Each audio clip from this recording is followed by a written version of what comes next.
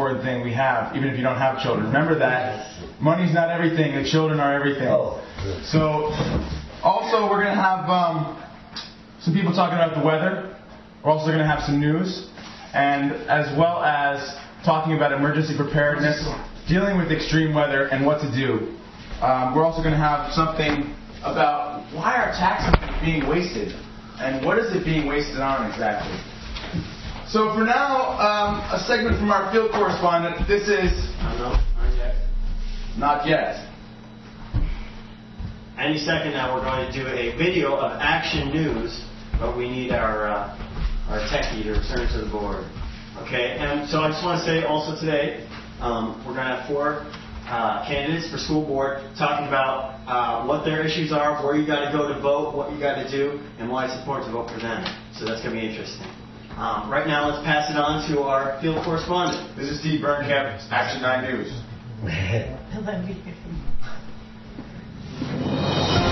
From Ulster County's second best news source, this is Action News. With Steve Burnkamp, doing what it takes to beat the odds. Chasing down the story, keeping you updated on your community, getting the news to you. And now, Channel 23's Action News at 9. This just in, folks. Breaking news from Channel 23. I'm on location here at the Woodstock Community Garden, where I've just learned that there are no plots available for the 2008 season. There is talk of starting a new community garden at Rickville's Field on the Bearsville Flats. However, if you're looking to exercise your green thumb, you and your family cannot do it here at the community garden. Back to you in the studio.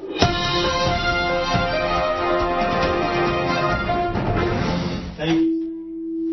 Well, and that's going to be our continuing. Steve is our newest correspondent on Woodstock Television. He's going to be bringing you news stories from around town. First. He's first there. Best local public access news. Second best, but... Second best. Okay, so now I'd like to introduce you our main guest for today. We've got 4 candidates for the school board on here today, and they've got a progressive agenda to share with you. Let's welcome Donna Flahan, Ralph Lignini, Ann McGillicuddy, and Lori Osmond. Thanks. Thank you very much. And I must apologize, we don't have seats for everybody, so let's just let's do some standing. You want seats? David? No, we're fine.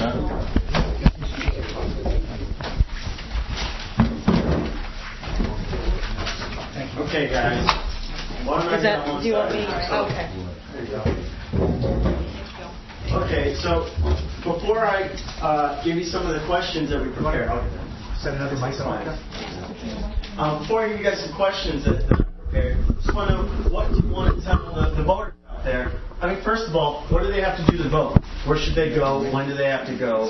What do they need to do to vote? You need to be registered to vote. Don't speak into Oh, this. sorry. Yeah. And you can vote at your town's elementary school. If you live in Woodstock, you vote at the Woodstock Elementary School. If you live in the town of Olive, you vote at Bennett Elementary School. If you live in the town of Shandaken, you vote at the Phoenicia Elementary School. And if you live in West Hurley, you vote at the West Hurley Elementary School. And voting hours are from 2 to 9 p.m. You cannot go and vote in the morning. You've got to, from 2 to 9 o'clock, you've got to go and vote. If you are not yet registered, you can still go to the Board of Elections on Wall Street in Uptown Kingston and register. It's not too late to register to vote. Well, that's great. Yeah, so it's easy for us Woodstockers. We just go down the street to the Woodstock Elementary School and vote until 9 p.m. That's right. Just don't let the day slip away and 8:30 say, "Oh, I forgot to vote." Yeah. Yeah, and also make sure you tell your friends to come vote too, because Woodstock only turned out 13% of our registered voters in the last school board election. So we got to turn out in Woodstock, or we're going to lose our schools and a lot of money. I've got a question. Why do you think it is that Woodstock had such a low turnout in the last election? Yeah, you can sit. You all can sit down if you'd like. We can adjust this and have a little more comfortable conversation.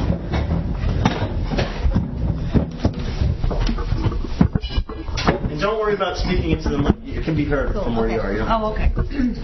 Great. people have always realized how much is at stake in the school board election. It's not just an issue for taxpayers with parents. It's an issue for all taxpayers. I mean, we have to pay taxes. It's a fact right now until they find a different way to fund education. And the important thing is for people to realize that you need to get out there and vote for the way that your tax dollars are going to be best spent. It's not a matter of, I don't have kids, why should I vote? We're all paying taxes. It's our hard-earned money, and we need to direct the way that money is being spent. Do you think that might be an issue in Woodstock with the changing demographics? There's less young people around today than there were, say, 15, 20 years ago in the town. Do you think that's affecting the voter turnout? Or even the issues that people care about? I think in the last few years it's actually turned the other way. I think we're going to have a big turnout this time. I've been noticing that a lot of kids are getting born lately. Yeah, kids are being born and people are moving here, post 9/11 with young children. So I think we're going to be, when the next demographic study is really done well, I think we're going to see a shift for the first time. Also, if one of your local community schools is closed, which we are totally against that happening, but if one were to close, for instance, if you have a house on Plockman Lane and you're a mile from the Woodstock Elementary School, if that school closes, even if you don't have children, it's going to affect your property value. Is that the plan at the moment? Yeah, the plan is to close Phoenicia Elementary first, Woodstock second. So within 5 years, for a $70+ million bond, we would have a central campus in Boyceville from kindergarten through, 12th grade. 12th grade from Big Indian to in Boyceville. And what is the purpose of that, do you believe? Well, the claim of the incumbents is that we are in free fall declining enrollment.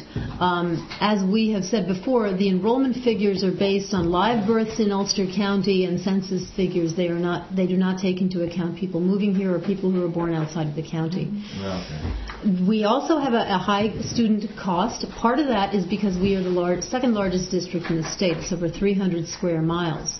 There's a lot of students from Lexington to Sampsonville to West Hurley out to Highmount that all go to this school district, and they've got to be transported.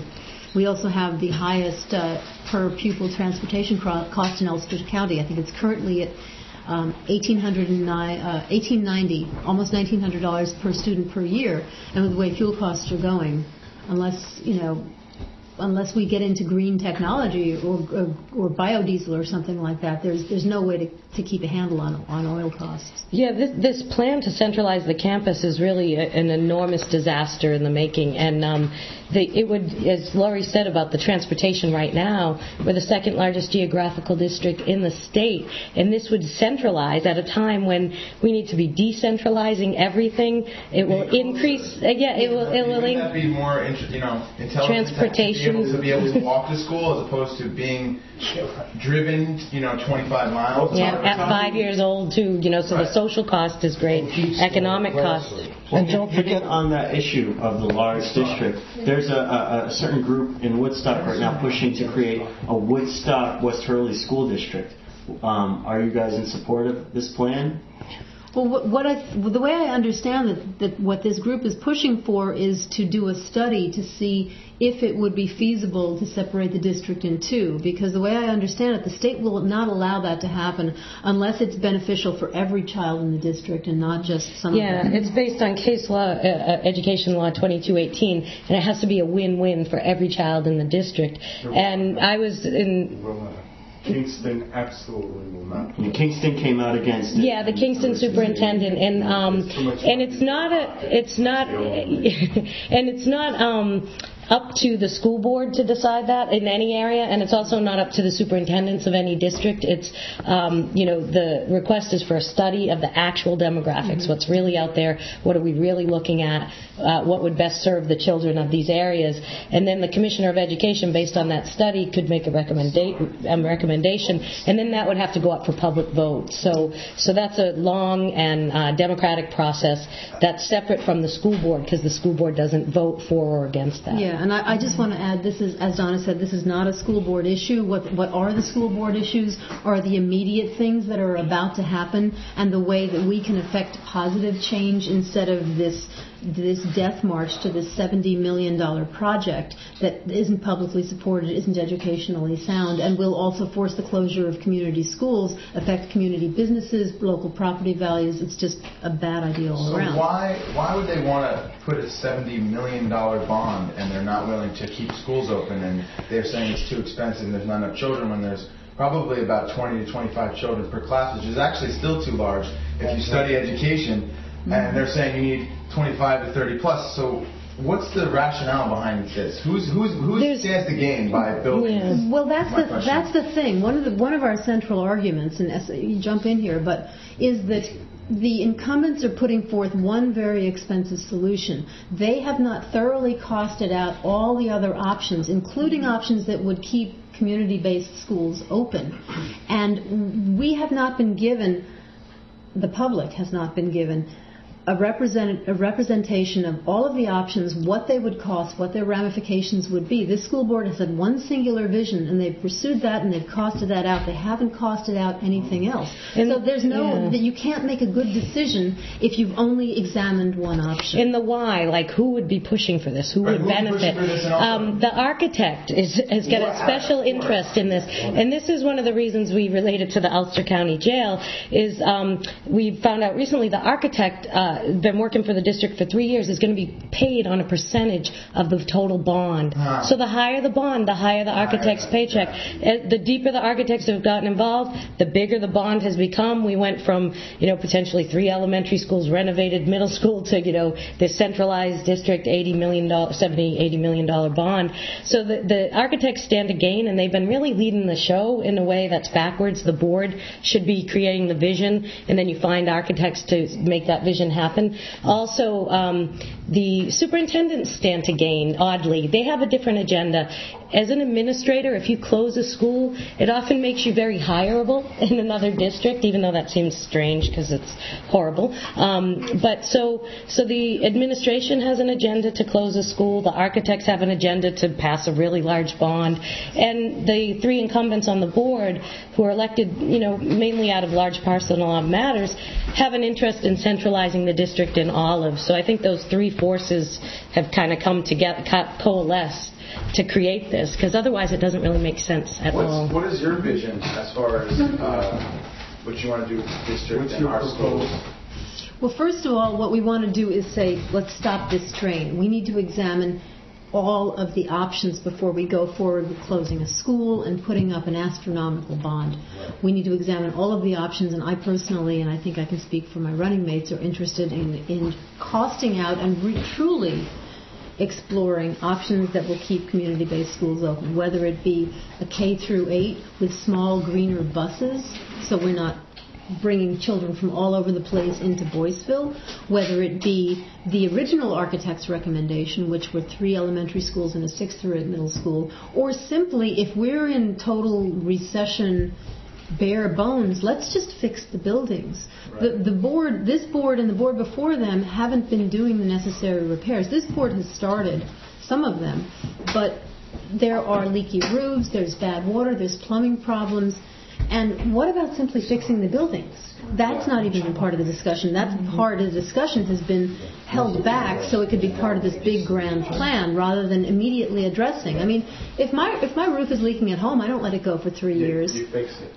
Or you improve it. Yeah, and if your sinks don't work, you do what? Call a plumber, right? But at the school board, what they do is and I'm not making this up, they created a bathroom committee. So they still haven't fixed the plumbing so that's another problem on the board. There's our committees on top of committees, and they meet all the time and make really crazy decisions. And on their board, they're touting themselves as the taxpayers' candidates. Meanwhile, they're saying they're supporting a $70 million bond. So how are they the taxpayers? They are the taxpayers' candidates because they're going to need the taxpayers to pay for this project. We don't actually know that the new budget go up. They actually did That's a separate issue from the bond. We could discuss both aspects. We don't really know the cost of the bond at this point, but we do know that the plan in motion is to have a major construction project for tens of millions of dollars. Some will be offset by state aid. We don't know exactly that figure because the state aid is not guaranteed. And The cost of the construction project was priced out in dollars a year and a half, 2 years ago. So by the time that goes in motion in the future, it could be more dollars, more millions of dollars than what's on the table now. The fact of the matter is, when you talk about a construction project in the neighborhood of $80 million, in a time where most residents don't even want to overextend to do an addition on their house because of the economy, we're opening up a big can of worms here. A lot can go wrong.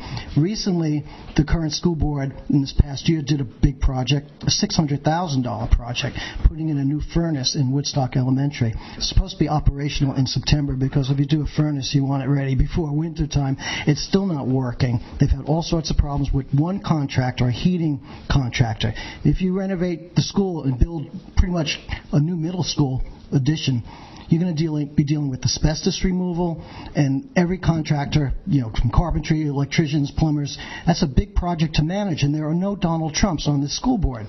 Right. So there's a lot that could go wrong, and potentially it will be passed on to the taxpayer. They're talking about being the taxpayer candidates because of the large parcel, that they oppose the large parcel. Yeah, and also that they say, we want to close the school, and therefore we'll be able to cut the number of teachers, and we'll be able to cut the annual operating costs on the backs of cutting the number of teachers and increasing class size. Of course, that's not the way they say it, but they actually are increasing all these other costs, and they're promising, and I don't know, maybe they believe this, but they're promising, it'll be offset by the state aid and offset by the 80 million, 70 million will be offset by the state aid and the closing of the school, but it won't. It won't at all. And the fact of the matter is, the classrooms will be overcrowded. That's one of the reasons you can get state aid. But right now they're not in a position to get state aid. We were learning today from a couple people who really know education law that basically they don't qualify for state aid because the West Hurley building has been left, and it's not. You have to have a plan for that building. You have to put it up for a vote, and the vote has to pass.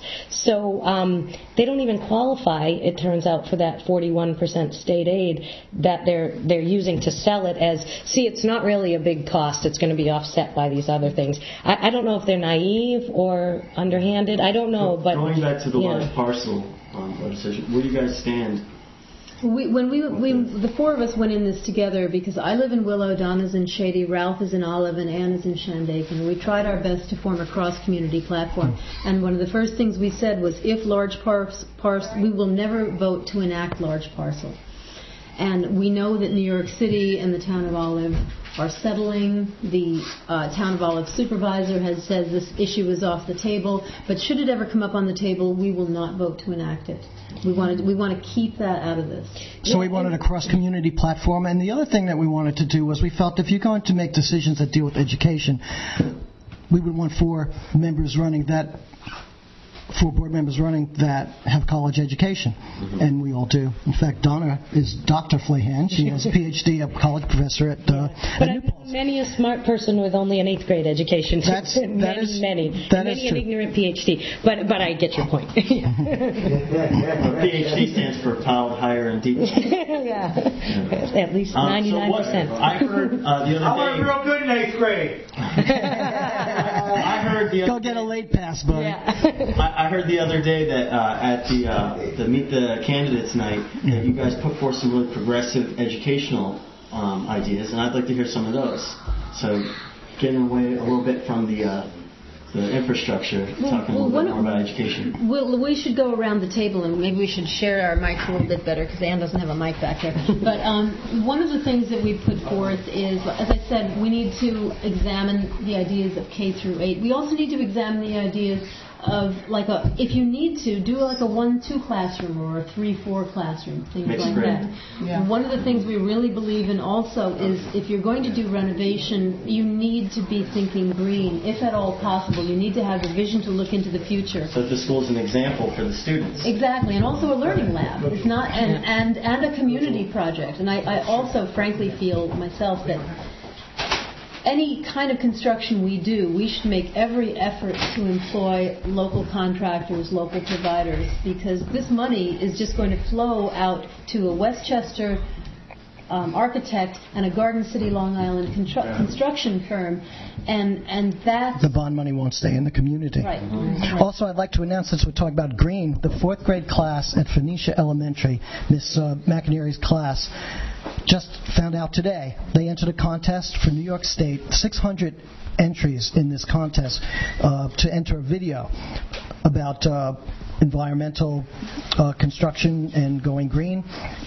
And the 4th grade class won first prize out of all the entries in New York State. They'll be going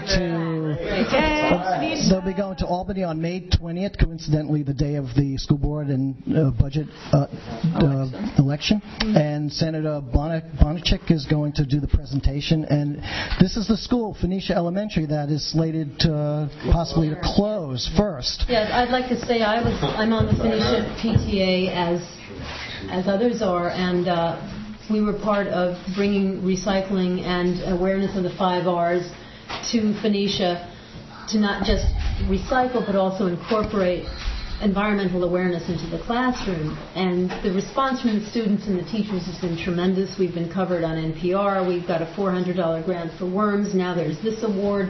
Phoenicia is doing a lot of wonderful green stuff, and it just shows what happens when you have a small community-based school with really dedicated teachers and parents involved. Great things can happen. All the elementary schools in our district are doing extremely well, and that's what is slated to change at this point with the current administration. Hurt us. Right. No, they're positive. They've only been positive. Well, the thing is, with the elementary schools, nothing's broke. You don't need to fix them. And they're not under enroll either. Infrastructure, nothing's broke. There's no empty classrooms. It's full of thriving, happy kids who are doing well.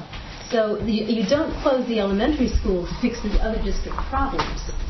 I mean, and one of the things they said last night was they wanted to close Phoenicia Elementary School, so ruin the community, and make it a community center. It was bizarre, but also, related to what we would do, I think along these lines, you get grants, you get green grants, so you're not going for state taxpayer dollars, you're going for, tech city type of partnerships where you get grants to renovate the buildings in, wind power, energy, solar, wind. You get biology labs that are sunrooms, so that the learning space that's built is like 50,000 instead of 2 million. It's places where they can do biology labs, growing of food that you eat in the school. So it would be, green it would be non-taxpayer based, green as far as getting the grants, and then integrated into the science curriculum and all of the curriculum in a way that would make learning better too. So it's really, these things are out there. They're being used by other schools. What kind of impact can you as school board members have on the actual curriculum within the school? I mean, because as an educator myself, I know it's largely determined by the state, the regions. Yeah, and I think one of the things you can do largely is to help teachers is to keep class sizes down so that the teachers themselves can be innovative in the classroom, and that hires those test scores and it keeps the state off your back in a sense, but it also increases learning and things like that. And then at the union meeting the other day, we all got to meet with a lot of the teachers and the paraprofessionals, and I think one of the ways we would best serve the community as far as curriculum is to kind of let the teachers be free. They've been stifled and not listened to, and they have some great ideas on creative curriculum. A lot of these green ideas come from teachers, and if they would be allowed to teach the way they can and to keep their class sizes down, then the curriculum would kind of take care of itself because our teachers are really good. And we think everyone in the school should be listened to, and we think the community should be listened to, and that's one of the main flaws of the incumbent's plan, is that they do not have community support to do such major reconfiguration of the school, going through 5 to 8, closing a school, putting up a bond to pay for it. You need the people that have to vote for this to be able to get on board, and they have not accumulated that support. The reason we're running, we are the tip of the iceberg of all the people who oppose the plan, and that's how we came together to run for school board. Great. Okay, so we're running out of time here, but I want to thank you all for coming. This is Thanks. great. It's been a pleasure. And just remind them one more time, May 20th, it's a Tuesday. May 20th. And this coming Tuesday, May 20th. And vote. Go to saveourauntiolaschools.com for more information on our slate of 4, the issues, voter information, and please get out there and vote. Thank you for coming. Thanks for having us. Schools, save our kids. Thank you very much. May that 20th. are well above average. Yeah. Amazing kids, amazing teachers. What's going on, Aaron? Thanks. Should be Back? Are we off? Thank you for coming on. Thanks.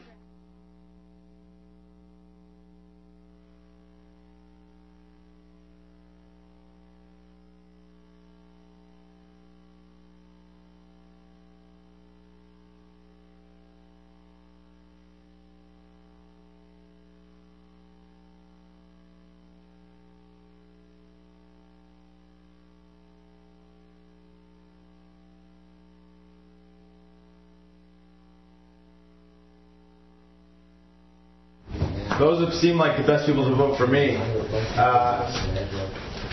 really important, people. Paying $70 million and totally reappropriating all the schools or current schools where the kids are winning awards. Yeah. I don't know. It's not really a thing you got to think about too much. It's pretty much a no-brainer.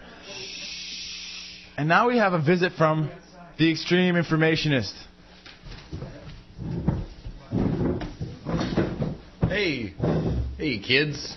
How's it going today? All right. Are you going to fly? What are you going to talk about today? I don't know. I found this book, and the name on the bomb's pretty funny. I don't know. World changing. And let's see what it has to say today. Let's random page here. Transit-oriented development, and RX for sprawl. Wow. What about wind power? I don't know. What about wind power? What are you running off right now? I don't know. What about wind power?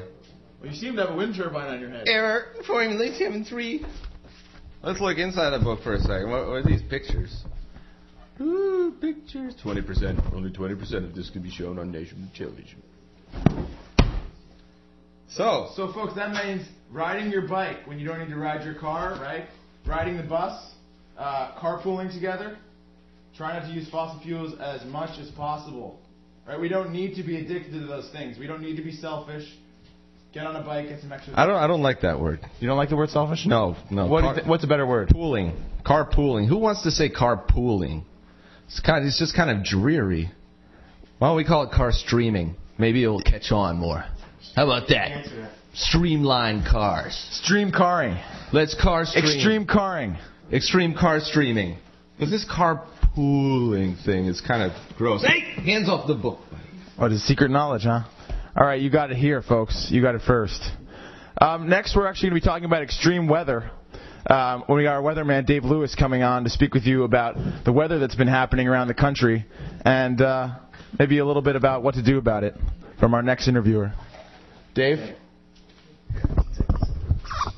Okay, guys. So we're going to experiment with a new feature here on Woodstock Television, which is live picturing. We're going to attempt to put a picture right up here. Oh, yeah? It's gonna appear. Really? Or maybe we should put it up over there. Here. Like this, you mean? There we go. Okay, so recently we've had a scourge of lots of different severe weather problems. Myanmar, which we see a map. Oh no, this is actually China we're looking at. That was China. China's been hit by they're pointing it right at me. Nasty earthquakes, which you can see right there. There's the earthquake damage done, and so that's one severe storm we've had. Let's go on to the next picture, and then we have Myanmar. Well, now we're in. Okay, here we go. This is Myanmar. I kept hearing this. I was like, not exactly sure where it was, but there it is, right next to China. It used to be Burma. It used to be Burma, and that confused me too, because half the reporters who talk about this are talking about cyclones hitting Burma, and the other half are talking about. You know they have the gross domestic happiness there. It's not the gross domestic product. And we have another picture of Myanmar, if we could put that up. Oh yeah. And this is actually that's Burma. Is that Myanmar? This is right now Missouri. Okay. So we're having things happening all over the world. The pictures are actually labeled as to what they are. That's the tornado damage done in Oklahoma. That went through Georgia as well. So we have tornadoes hitting the United States. We've got earthquakes hitting China. We've got cyclones hitting Myanmar. It seems like we're in the middle of some type of, apocalyptic weather pattern. And so today we wanted to talk a little about what happens if we have some type of disaster hit Woodstock. And so to here we have a professional amateur volunteer rescue worker, Natalie Acker, who is a member of the Woodstock Rescue Squad, and she's just going to talk about what the rescue squad is capable of doing in a little bit of detail. So let's get a round of applause for Miss Acker. Thank you, Natalie. Okay.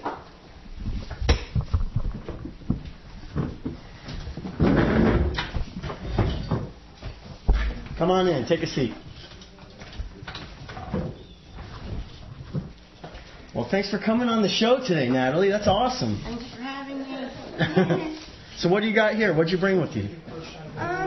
Well, mostly I made a little list of things that we should think about in case we do have any kind of potential weather disaster. I'd like to show this list to the camera. This is this girl has the best handwriting I've ever seen. This, in fact, was not printed, but handwritten. Can we get a little more zoomed in there? Oh, I have that font on my computer. Yeah, she's got that font. But look how beautiful that Natalie is. font, and also well organized, I might add. So it's very easy to read. We want her to be the new graphic designer for Woodstock Television. Hey, hey. Hey, hey. So what's the most important things we need? Well, the most important things that we need are probably going to be essentials like flashlights, extra batteries, water. It says don't include candles. Well, a lot of the fires that happen after disasters are because people are using candles. God, who would have thought about that, right? Just stick to flashlights and. How about duct tape? Oh yeah, you have to have duct tape. Plastic bags? Definitely, yes. That's about the most awful thing I've ever heard. There's a major disaster, the power's out, you light up a candle, and then you accidentally light your house on fire after a disaster. I'd never heard of that before. Well, another thing that I have on this list here is that you should know how to shut off your water and your gas lines and have the tools available to do that in case of an emergency. So everybody should know how to do that in their house or apartment. Yeah, definitely. So I think right now, I don't know how to turn off the gas lines. And I rent, so that would be my landlord's field, but I should definitely ask him. But honestly, if you are renting, when a disaster hits, you're probably going to be the only one there. So we should know how to do that. So that contact your landlord and find out how to do this. The most important thing is to be ready and be able to take care of yourself because you don't know. Lots of ramen noodles. Lots of ramen noodles. Lots of ramen noodles. Well, how are you going to cook the ramen noodles if you turned your gas off? Well, you know, I've eaten plenty of packs of ramen noodles raw, so they're pretty good that way too. But soups. You definitely want to have per person 3 gallons of water minimum. Cured meats. Definitely canned, ready to eat meats that don't need to be cooked. Non-concentrated soups, quick energy snacks, dry cereal, peanut butter, canned fruit, canned vegetables, canned juices. Can opener. Can opener, definitely. Swiss Army knife? Yes, Swiss Army knife. As far as tools go and other things that you definitely want to have on hand are cash, because your credit cards aren't going to be working in the event of an emergency. So you want to have some kind of emergency cash supply. Try to keep your vehicle filled with gas just in case. I know that it's hard itself. Things that you might want to have on hand are whistles, maps of the area, flares, definitely utility knives, ropes, waterproof matches. Waterproof matches for sure. Duct tape, plumber's tape, aluminum foil, plastic sheeting, paper cups, plates, plastic utensils, things that you're going to be using to eat with. As far as sanitation goes, you definitely want to be prepared. Think about not having a toilet for a few days. It's good to have a bucket with a tight-fitting lid, garbage bags, some kind of like bleach, soap, personal hygiene items, disinfectant. We're getting a call. Toilet paper. Stock up on it. Phone call. Hello. This is Woodstock Television. Tell us what your vision is. You're fucking gay. Hey. Thank you. That's what we need to know about emergency preparedness. Okay. Is there an herb for that? No, there's no herb for that. He just needs to sit and meditate and be by himself. Okay. Moving on. Another thing you want to definitely consider are your pets and making sure that you have food and water for them, leashes, records of their vaccinations, and also call around to the shelters and make sure that they accept pets at them in the event of an emergency. I see you have on here family medical needs. Yeah, definitely. You want to make sure that you have like your prescription drugs, insulins, blood pressure medication, extra eyeglasses, contact lenses or reading glasses, and even dentures and things that go along with that. First aid kit, you can buy one that comes with pretty much everything that you need. Band-aids, gauze pads, roller bandages, triangular bandages, an emergency aluminum blanket, hot and cold packs.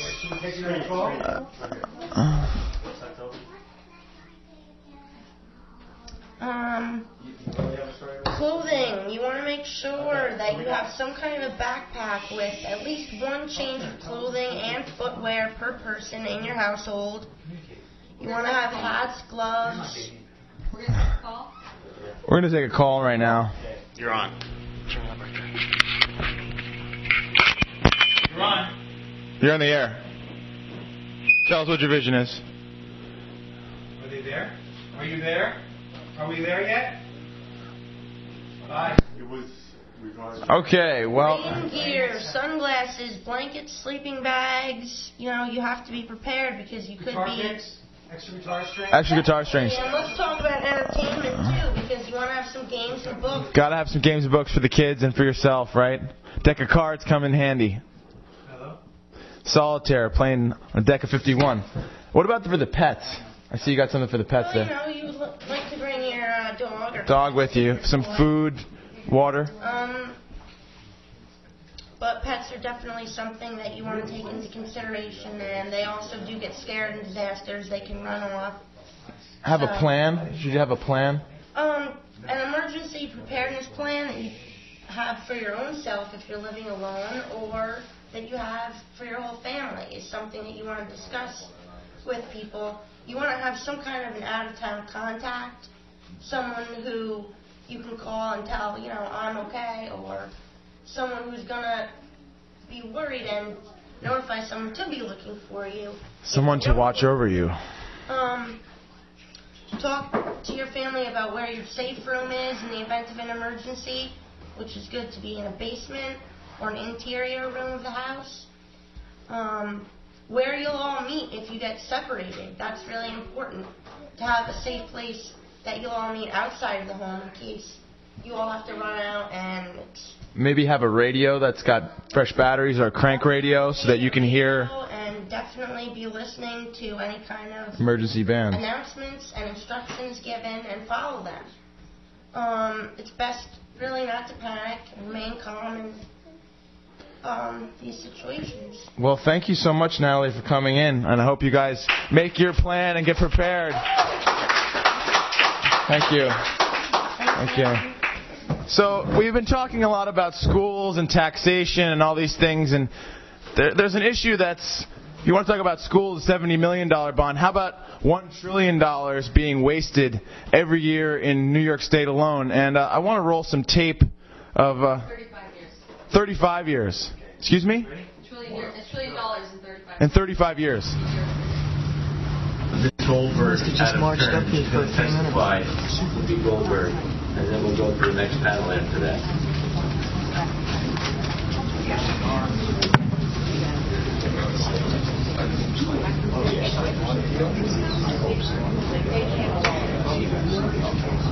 Right, to be impartial and to make a decision based on what they saw and what they heard, not their agenda for moving up in the ranks or any of these other things. And I don't mean to disparage any prosecutors who are in the room, but I am concerned about it because, the quadrupling numbers of blacks and Latinos in the system because of this is ridiculous. And also sort of knowing that a lot of folks that deal these quantities, small quantities of drugs, they're not small to other people, but they're small, are generally addicts who are trying to feed a habit. So if you take from the judge the ability to say, listen, I see where you're coming from, and here you can go into treatment, and let's talk with the prosecutor and find the best way to deal with this. Seems to me, and we've seen now that this war on drug hasn't quite worked out the way that they would have liked it to, and what it's done is create a lot of collateral damage that we push, and I will do everything I can from my end to say, this, it's easier to put people in jail. It's cheaper, I'm sure. But at some point, there's going to be no room. And then what? So why wait the 15 years? Maybe it's something we could address now. So that's all I came to say, But actually, it's not cheaper. It's cheaper to put people in programs. This is period. It seems to me very willy-nilly. And it maybe it's cheaper, as you say, to put them in jail. To put them in a program, but only if you have the programs. And my God, we can't even fix the sinkholes in the city. So they're not going to spend a whole lot of money on folks that they think are not savable. Just an opinion. Legal aspects of the Rockefeller drug law certainly have shown an uncanny grasp of the subject. Well, I remember when they came into VA, and I remember the reason they came in because everybody got frustrated. They didn't know what to do. And so they said, let's just do this. Let's say to people, if you do this, you're going away for 15, 20 years. And that will stop people. But it doesn't. When people are desperate, that's not how it works. Dope fiends don't think that way. Dope is more important than jail time. And that's what whatever judge or whatever prosecutor sitting there needs to know is what that desperation is like. And perhaps maybe we need to start going into some of the drug programs and pulling the success stories and putting them into law school and putting them out there so they can explain what's going on. Because unless you've been there, you don't know.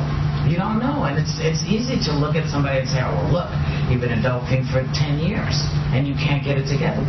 For my best interest, for my best interest as a New Yorker and as a human being, and as a person who lives in the United States of America, where help is supposed to always just be around the corner. So, for what it's worth, small player. Chat with him. But he's got his hands full at the moment, doesn't he? Because he stepped into it also. There's a lot of variables going on, but as the clock ticks, lives are going down the toilet really quickly, and so whatever it takes, maybe we need to just take some of the folks that don't understand the situation and put them in, so they can spend a day seeing what it's like to be this or that, or talking to some of the people whose lives are about to be changed. If you don't know the people that, again, if you don't know the people, hey. Let me just. We're hanging. Well, you and I are going to hang out together. I think that with my accent from the south and your enthusiasm about this issue is probably bring some chapter to the close if you do it.